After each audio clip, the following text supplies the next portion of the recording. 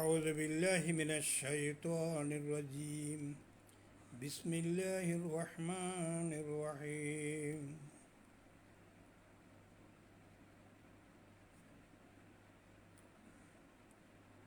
আজকে একটি ভিডিও করতে যাচ্ছি।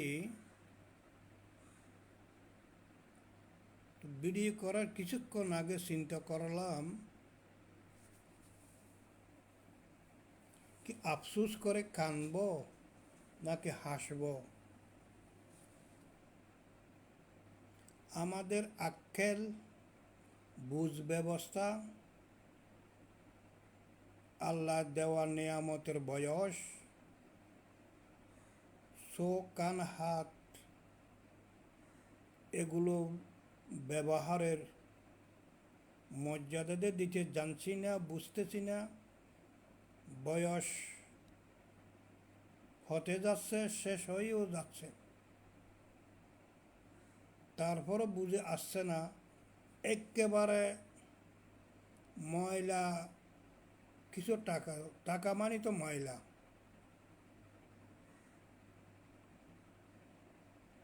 অধিক ক্ষেত্রে তো যাক, কথা হলো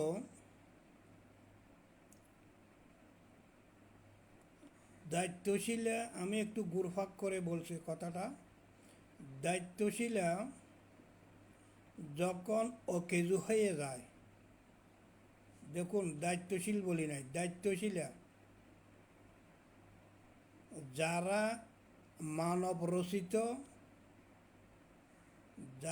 মানব রচিত সংবিধান,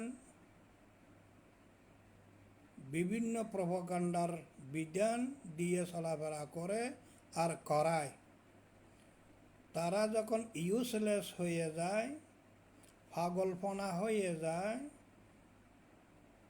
শেষ অবস্থা বুঝে এসে যায়, তখন ইতিপূর্বে যা করেছে অন্যায়, জোর জুলম, খুন খারাপি, সন্ত্রাস, লুটতরাজ, এগুলো নতুন করে বানিয়ে টুনিয়ে করার জন্য চেষ্টা চালায়, যাতে শেষ অপমান লাঞ্ছিত হয়ে জোতার বাড়ি খেয়ে ঝাঁড়া জোতার গলায় দিয়ে যেন মরতে পারে। তারও কয়েকটি প্রমাণ ইতিপূর্বে দেখা যাচ্ছে বাংলাদেশ তথা ফটিকছড়িতে।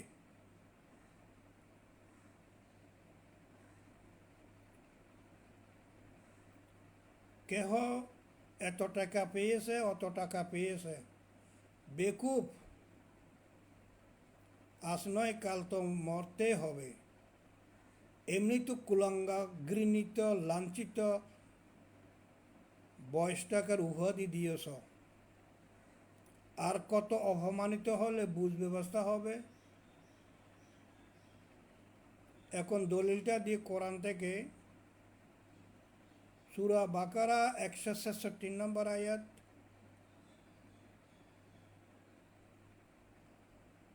ইযা তাবাররাল্লাযীনা তাবিউ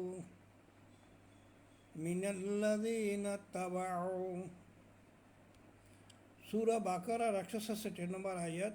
এরপরও একটা আয়াত আছে, আমি অর্থগুলো বলি। অনুসারীরা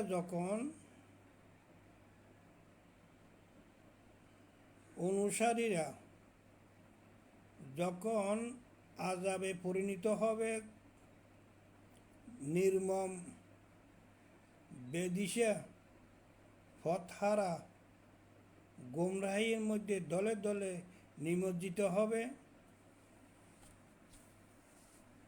তখন যাদেরকে অনুসরণ করত তারা যখন এদের আযাব দেখে, এদের কর্মকাণ্ড দেখে, আস্তে করে তাদের থেকে দূরে সরে পালিয়ে যায়।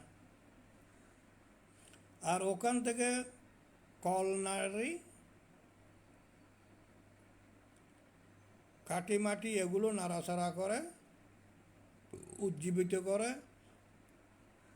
ফালিয়ে থাকা অবস্থান থেকে। আর এখানে পাগলফনা কতগুলো আছে যে এদেরকে আরও বেশি বিড়ম্বনায় ফেলে দিয়ে বিভিন্ন রকম কথাবার্তা দিয়ে উজ্জীবিত করতে চায়। আর একেবারে মোটা সাদা মাটা কথা, বাঁশ যখন ফেটে যায় যতই তালি জোড়া দেওয়া হোক আগের মতো কি হয়? গাছ যখন কেটে ফেলা হয় মল মশলা যত দেওয়া হোক আগের গাছের সাথে তো শিকড়ের সাথে লাগবে না। কাপড় চোপড় যতই সুন্দর সুন্দর করে নতুনভাবে রিপিউ করা হোক তা আগের মতো তো হবে না। নতুন গাড়ি নেওয়ার পর যখন কলকব্জা নষ্ট হয়ে যায় বারবার বারবার যখন গ্যারেজে ঢুকিয়ে মেনটেনেন্স করা হয় আগের মতো তো হয় না। একটি কলম প্রথম থেকে যে অবস্থা ছিল সেই অবস্থাতে আর হবে না যখন ভেঙে যায়। আমার বুঝে আসে না কি কানবো না হাসবো। নিজের পায়ের মাটি নেই একজনকে পাহাড়ে উঠতে বলে। এ তো ভাগ্যবালা যে তোমাদের যে অপকর্ম জোর জুলম, মানুষকে জানাজা পড়তে দাওনি, মা বাবার খবরের জিয়াদ করতে দাওনি, শহীদ করছো মা বাপকে মুখ দেখতে দাওনি, খবর দিতে দাওনি, জানাজা পড়তে দাওনি, ছোট বড় কাউকে ভাত দাওনি, জেনা করনি, নির্যাতন করনি, অহরহ সন্ত্রাস, খুন খারাপি, গুলি গোলা, কেহ আবাল বৃদ্ধ ছোট থেকে আবাল বৃদ্ধ পর্যন্ত ঘুমে থাকতে পারেনি, নিজ বাসায় থাকতে পারেনি, নিজ ঘরে থাকতে পারেনি, নিজের মা বাবার শোক চেহারা দেখেছ কত বছরের পর বছর। তোমরা কি ভুলে গেছো? কাকে নিয়ে কি কথা বলো? ফেরাউন, নমরুদ, আরে বেড়া তোরা তো এদের যথাসামান্য হবি না। সূরা আনকাবুত 40 নম্বর আয়াত। সূরা আনকাবুত 40 নম্বর আয়াত আল্লাহ বলছে যে আমি তাদেরকে তাদের গুনার কারণে অপরাধের কারণে তারা যে দেশে রাষ্ট্রে সন্ত্রাস নৈরাজ্য সৃষ্টি করেছে তাদের কারণে আমি কাউকে পাথর দিয়ে মেরে শেষ করে দিয়েছি, কাউকে মাটিতে দাফন করে একেবারে গরক করে দিয়েছি, আর কাউকে অকস্মাৎ মৃত্যু এমনভাবে করে দিয়েছি তার চেহারা পর্যন্ত বুঝতে পারে না তার পরিবারে সে কন, সেই কে, সেই কে মা বাবু চিনতে পারেনি তার চেহারা এমন করে দিয়েছি। আফালা তা আকিলুন, আক্কেল তোদের হবে কখন? হবে না তোদের আক্কেল। আর কিছু বুঝি না, কারণ ব্যাপারটা হলো যে কি সোজা কথা, তোমাদের তো কোরআন হাদিসের ডাকে ভাসে যাওনি। আল্লাহ কোরআনে কি বলছে,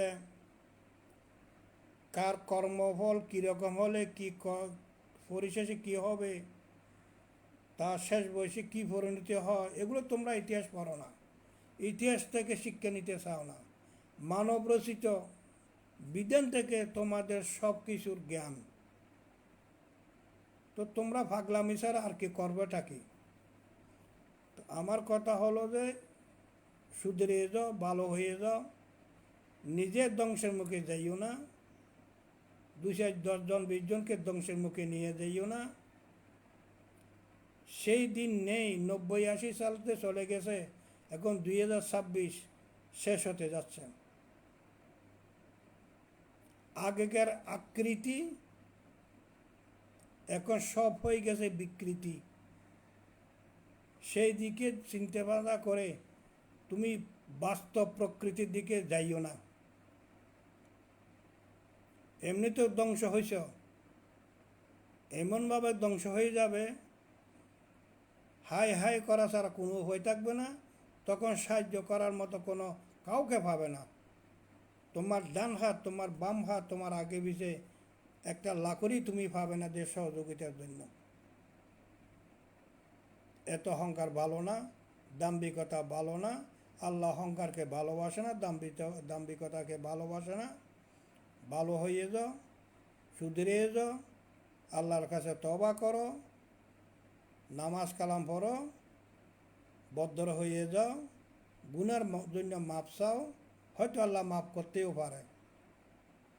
কে কোথাকার কোন জায়গার কোন আসলের নিচে কীরকম দুর্গন্ধ না সুগন্ধ, এগুলো থেকে খুঁজব বা দুর্গন্ধ নিতে চাইও না।